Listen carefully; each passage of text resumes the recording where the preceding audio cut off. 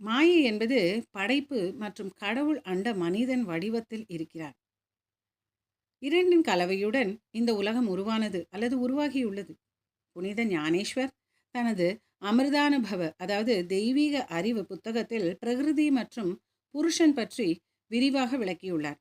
அவர் மாயை மற்றும் கடவுள் பற்றிய விரிவான விளக்கத்தை அளித்துள்ளார். புனித ஞானேஸ்வர் தனது புத்தகத்தை பிரபலமான மோகினி ராஜ் கோவிலில் எழுதினார். பிரகிருதி மற்றும் புருஷன் பற்றி நான் மீண்டும் சொல்ல மாட்டேன். ஆன்மீக அறிவை மட்டுமே நான் காண்பிப்பேன். ஆன்மீக அறிவின் குகைக்குள் நுழைபவர்கள் இந்த உலகத்திற்கு திரும்புவதில்லை.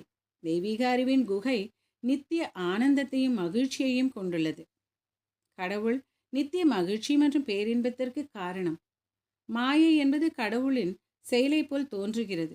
ஓ சாந்தோர்கர், கடவுளின் இந்த மாயை மிகவும் செல்வாக்கு மிக்கது.